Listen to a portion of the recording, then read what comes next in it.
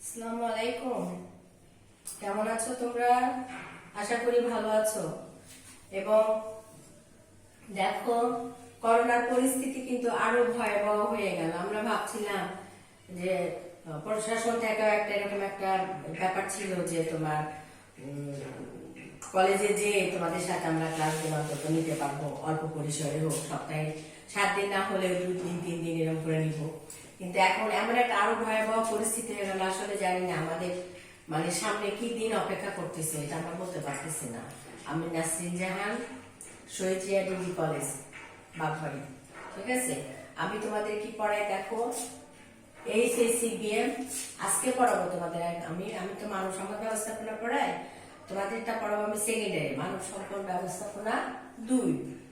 কাজে এখন তোমরা কিভাবে লেখাপড়া আসলে একটু করতেও হবে তোমাদের, না হলে একদম স্থবির হয়ে যাবে জীবন।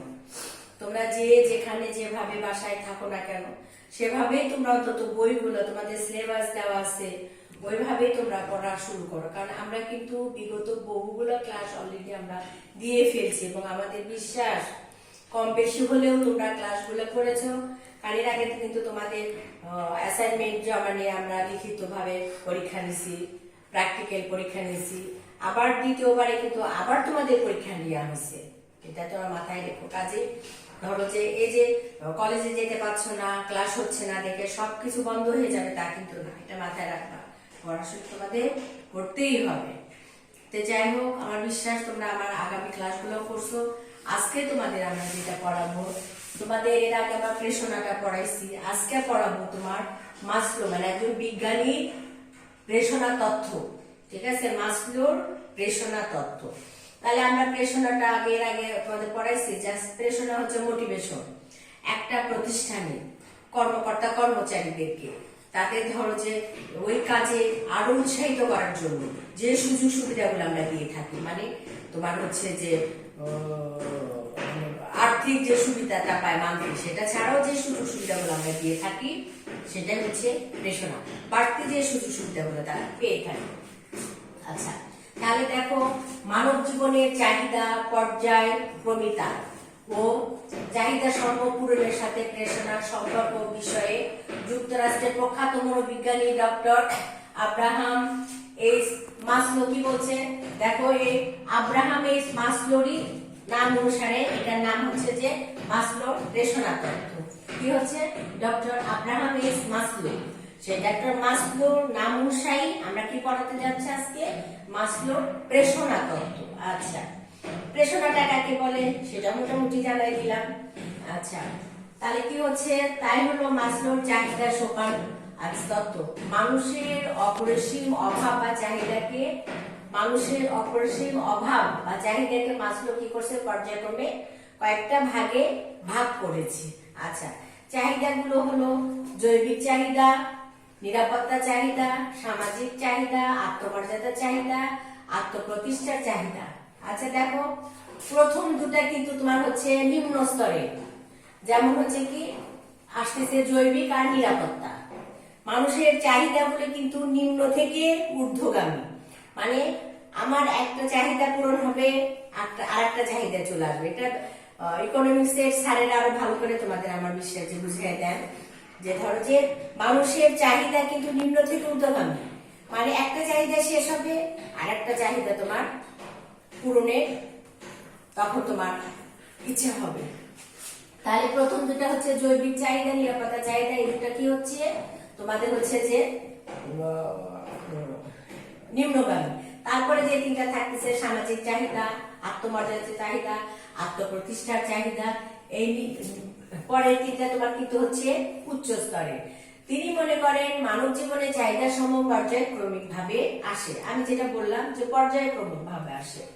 একটি চাহিদা পূরণের পর তার সামনে পরবর্তী চাহিদাটা উপস্থিত হয়। ওই একই কথা যে একটা চাহিদা তোমার যখনই পূরণ হচ্ছে আর একটা চাহিদার প্রয়োজনীয়তা তোমার সামনে আসতেছে। আচ্ছা, এবং চাহিদা সমূহ পূরণের মধ্য দিয়ে কর্মীরা কি হয়? প্রেষিত হয়। আচ্ছা, মাসলোর ভাষায় তাহলে আমরা কি পড়াচ্ছি? মাসলোর প্রেষণা তত্ত্ব পড়াচ্ছি। কাজই মাসলোর ভাষায় একজন ব্যক্তি একটি স্তরের চাহিদা পূরণের পর অপেক্ষাকৃত উচ্চ স্তরের চাহিদা সন্তুষ্টির জন্য তার প্রেষণা পরিবর্তিত হয়ে যায়, মানে পরিবর্তিত হয়ে যায়। মাসলোর চাহিদা সমান তত্ত্বটি কিভাবে আমি উপস্থাপন করলাম দেখো, এই যে যে চিত্রটা আমরা দিচ্ছি এখানে তত্ত্ব যে মানে চাহিদা মাসলো প্রেষণা তত্ত্বটি যে চিত্র সেটা দেখো না কেমন হচ্ছে, চাহিদা পর্যায়ক্রমিক, এই দেখো নিম্ন থেকে ঊর্ধ্বগামী। তাহলে কি হচ্ছে, প্রথমে আসতেছে তোমার জৈবিক চাহিদা, নিরাপত্তার চাহিদা, সামাজিক চাহিদা, আত্মমর্যাদার চাহিদা, আত্মপ্রতিষ্ঠার চাহিদা। তাহলে এটা নিম্নগামী, কিন্তু প্রথমে নিম্নগামী, নিম্ন থেকে দেখো কিভাবে উপরে চলে যাচ্ছে। নিম্ন মানে জৈবিক, নিরাপত্তা, সামাজিক, মানে জৈবিক আর নিরাপত্তা এই দুটো তো ধরো কমন না, কি সবারই জন্য এটা প্রযোজ্য, কিন্তু সামাজিক মর্যাদার জন্য কিন্তু সবাই কিন্তু অস্থির হয়ে যায় না। যাদের সামাজিক মর্যাদা দরকার তাদেরই দরকার। আত্মমর্যাদার চাহিদাটাও ঠিক, আত্মপ্রতিষ্ঠার জন্য একটা চাহিদা থাকে মানুষের। তাহলে আমরা কি পাচ্ছি, মাসলো প্রেষণা তত্ত্বটা হচ্ছে মানুষের চাহিদা নিম্ন থেকে ঊর্ধ্বগামী। চাহিদা মানে আমরা বুঝি চাহিদা বা প্রয়োজন, যেটা আর কি মানুষের প্রত্যেকটা জিনিসের প্রয়োজন, সে প্রয়োজন থেকে মানুষের একটা চাহিদা তৈরি হয়। সেটা প্রথম চাহিদা হয় মানুষের থাকা, খাওয়া, বাসস্থান, চিকিৎসা। তার পরবর্তী চাহিদা হলে আস্তে আস্তে অনেক দূর চলে আসে। এবার আমি তোমাদের এই চিত্রটা ডিটেলস তোমাদেরকে আমি আলোচনা করব। এই চিত্রটা আমরা কি করবো এখন ডিটেলসে তোমাদের সাথে আলোচনা করব, ঠিক আছে? তাহলে সেখানে কি আসছে, প্রথমে আসছে তোমাদের জৈবিক চাহিদা। প্রথমে কি আসছে, জৈবিক চাহিদা। আচ্ছা, জৈবিক চাহিদাটা হচ্ছে মানুষ বেঁচে থাকার জন্য, ওই যে একটু আগে বললাম, বেঁচে থাকার জন্য অন্ন, বস্ত্র ও বাসস্থান চাহিদা অনুভব করে এবং এসব প্রাথমিক চাহিদা পূরণের জন্য অর্থনৈতিক কার্যে লিপ্ত হয়। তাই কর্মীদেরকে ন্যূনতম বাঁচার প্রয়োজন মেটানোর জন্য অনুপ্রাণিত করা যায়। আচ্ছা, সেই অনুপ্রাণিতটা কিভাবে করতে পারি আমরা, প্রেষণার মাধ্যমে। তাহলে দেখো আমি যেটা বললাম যে সাইকোলজিক্যাল নিডস। আচ্ছা, জৈবিক চাহিদা মানুষ বেঁচে থাকার জন্য অন্ন, বস্ত্র ও বাসস্থান চাহিদাটা অনুভব করে। এটা মেটানোর জন্য মানুষকে কি করা হয়, অনুপ্রাণিত করা হয়। সেটা কিসের মাধ্যমে, কর্মের মাধ্যমে। নিরাপত্তার চাহিদা, সেফটি নিডস, মানে সেফটি, নিরাপত্তা যেটা আর কি, সেটারও একটা চাহিদা থাকে। আচ্ছা, জৈবিক চাহিদা পূরণে মানুষ নিরাপত্তার অভাব বোধ করে। চাকরি নিরাপত্তা, কম ঝুঁকিপূর্ণ কাজ, ভবিষ্যতের অনিশ্চয়তা বা দুর্ঘটনা নিরাপত্তা অর্থাৎ বীমা সুবিধা প্রদান, স্বাস্থ্য ও আয়ের নিরাপত্তা মানুষকে নিষ্ঠার সাথে কি করে, কার্য সম্পাদনে প্রেষিত করে। তাহলে নিরাপত্তার একটা চাহিদা আসছে। আচ্ছা, তারপর আসতেছে সামাজিক চাহিদা, সোশিয়াল নিড।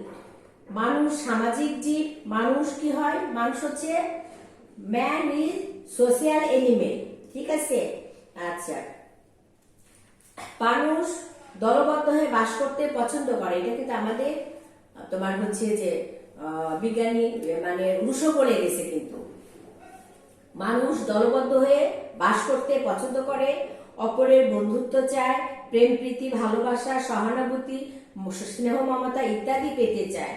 আচ্ছা, এই কামনাগুলো একত্রে চাহিদা বলে। জৈবিক ও নিরাপত্তার চাহিদা পূরণ হলে সামাজিক চাহিদা পূরণের আশা কর্মীর ভিতর প্রেষণা সৃষ্টিতে সহায়ক হয়। আচ্ছা, তাহলে সামাজিক চাহিদা তোমার দেখো মানুষের চাহিদাটাই শুরু হয় জৈবিক, নিরাপত্তা, সামাজিক। জৈবিকটা প্রথমেই হচ্ছে মানুষের তোমার সবচেয়ে বেশি যেটা প্রয়োজন বা নিড, সেটা হচ্ছে অন্ন, বস্ত্র, বাসস্থান। এই তিনটাই কিন্তু মানুষের প্রয়োজন, বাকিগুলো মানুষের ঊর্ধ্বগামী, একের পর এক, একটা চাহিদা মিটাই হয়ে গেলে আরেকটা আসে, আরেকটা চাহিদা মিটাই গেলে আরেকটা আসে, এইরকম আর কি। আচ্ছা, আত্মমর্যাদা চাহিদা, সেলফ এস্টিম নিডস। মাসলোর মতে, ঠিক আছে, মাসলো তত্ত্ব পড়ছো তোমরা, কাজে মাসলোর মতে এটি মানুষের চতুর্থ চাহিদা। এই পর্যায়ে এসে মানুষ মর্যাদা, সম্মান, অহংবোধ আশা করে। মানুষ তাকে মেম্বার সাহেব, চেয়ারম্যান সাহেব, এমপি সাহেব, মন্ত্রী মহোদয় ইত্যাদি হিসাবে ডাকুক তা প্রত্যাশা করে এবং সাথে সাথে গাড়ি বাড়ি, বিদেশ ভ্রমণ ইত্যাদি আশা করে। তার মানে কি, কিছু মানুষের থাকে কি আত্মমর্যাদার চাহিদা, ঠিক আছে, তারা সে আত্মমর্যাদা যেভাবে টিকে রাখা যায় সেটা তারা চেষ্টা করে থাকে। সে আত্মমর্যাদাটা প্রতিষ্ঠা বা পূর্ণতার যে চাহিদাটা, মানব জীবনের সর্বশেষ ধাপ বা সর্বোচ্চ স্তর হচ্ছে আত্মপূর্ণতার চাহিদা। এই চাহিদার মাধ্যমে মানুষের মধ্যে উচ্চাকাঙ্ক্ষা প্রকাশ পায়। উপরিক্ত চাহিদাগুলো পূরণ হলে তার মধ্যে আত্মপ্রতিষ্ঠার বাসনা প্রকট হয়ে ওঠে। মানুষ তার সৃজনশীল প্রতিষ্ঠা বিকাশের মাধ্যমে আত্মপূর্ণতা লাভ করতে চায়। কবি, সাহিত্যিক, রাজনীতিবিদ সভা সমাবেশের মাধ্যমে মৃত্যুর পর নিজের কীর্তির মাধ্যমে অমর হয়ে থাকতে চায়। তাহলে সেটা কি? আত্মমর্যাদা যেটা, সেটা হচ্ছে প্রতিষ্ঠা করে রেখে যাওয়া।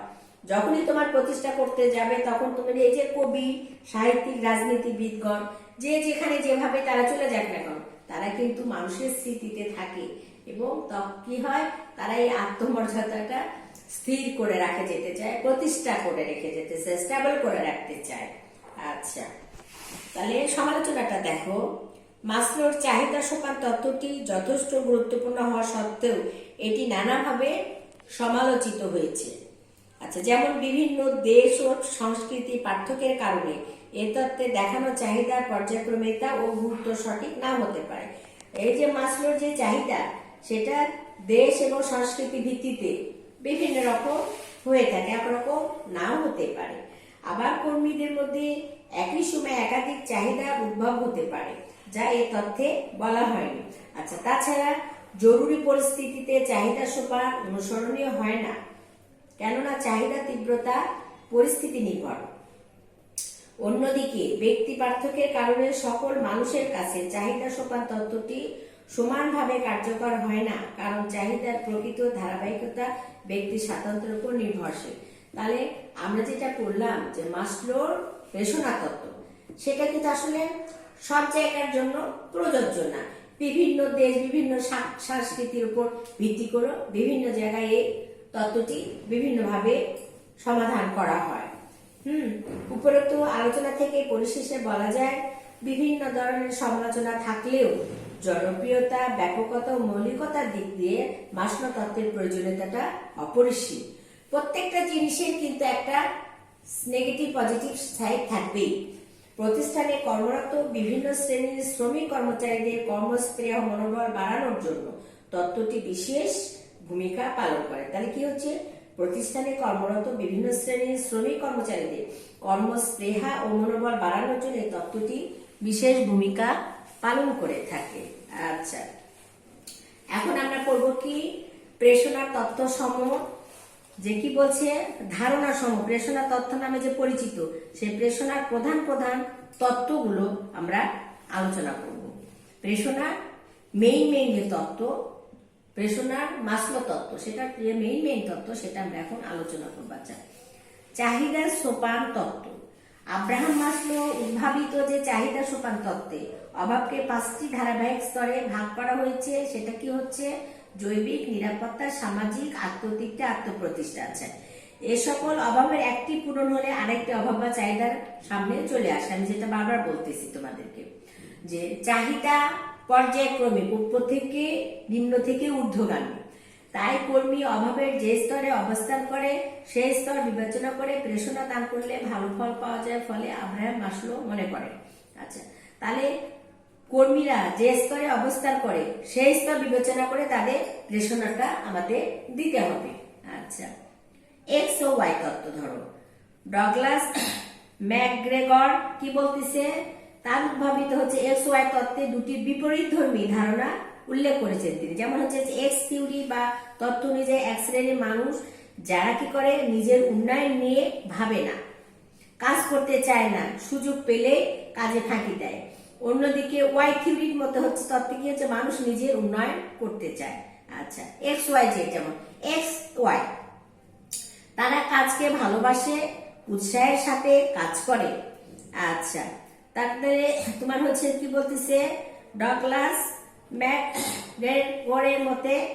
গ্রিগরের মতে উভয় শ্রেণীর মানুষকে নিয়ে চিন্তা করে প্রেষণা দিলে ভালো ফল পাওয়া যায়।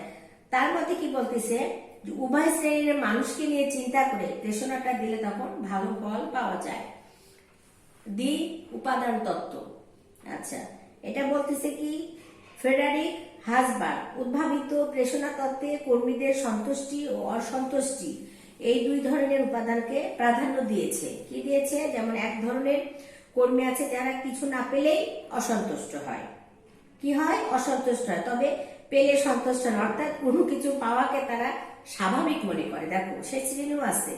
এক শ্রেণী আছে তারা কোনো কিছু পাওয়া না পাইলে অসন্তুষ্ট, আবার পাইলে যে সন্তুষ্ট তা না, তারা ভাবে ওটা তাদের প্রাপ্য। ঠিক আছে। আবার আর এক ধরনের কর্মী আছে যারা কিছু পেলে সন্তুষ্ট হয়, তার মধ্যে এক শ্রেণীর কর্মীদের অসন্তুষ্টি দূর করা এবং আর এক ধরনের কর্মীদের সন্তুষ্টি অর্জন করার জন্য প্রেষণাদানের ব্যবস্থা করা উচিত। ঠিক আছে। আচ্ছা, তারপরে ইআরজি তত্ত্ব, প্রত্যাশা তত্ত্ব, সমতা বা ন্যায় তত্ত্ব, লক্ষ্য নির্ধারণ তত্ত্ব, অন্যান্য তত্ত্ব। আচ্ছা, ইআরজি তত্ত্বের মধ্যে হচ্ছে ক্লেটন, এলডার, ফার্কি বলতেছে অভাবকে তিনটি ভাগে তিনি ভাগ করেছেন: অস্তিত্ব রক্ষার চাহিদা, সংশ্লিষ্টতা রক্ষার চাহিদা, আর একটা উন্নয়নের চাহিদা। ঠিক আছে। তাহলে এক্ষেত্রে মনে করা হয় একটি অভাব পূরণ না হতে আরেকটি অভাব দৃঢ় হয়ে দেখা যায়। তাহলে দেখো, অস্তিত্ব রক্ষার চাহিদা, সংশ্লিষ্ট রক্ষার চাহিদা, আবার তোমার হচ্ছে কি বলতেছে উন্নয়নের চাহিদা।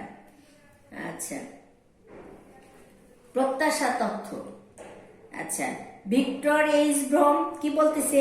উদ্ভাবিত প্রত্যাশা তত্ত্বে কর্মীর প্রেষণা পরিমাপকে গুরুত্ব দেওয়া হয়েছে। কর্মীর কাছ থেকে তার প্রত্যাশা প্রাপ্তি, কাজের প্রতি আকর্ষণের মাত্রা পরিমাপ করা হয় এবং এই তত্ত্বের ধারণা। তাহলে আমরা আরো পাচ্ছি কি, সমতা বা ন্যায় তথ্য, লক্ষ্য নির্ধারণ তথ্য, অন্যান্য তথ্য। তাহলে আশা করি আমরা আজকে যেটুকু পড়ালাম তোমরা নিতে পারছো এবং আগামী ক্লাসের জন্য প্রস্তুত থাকবা। ইনশাল্লাহ দেখা হবে। আল্লাহ হাফিজ।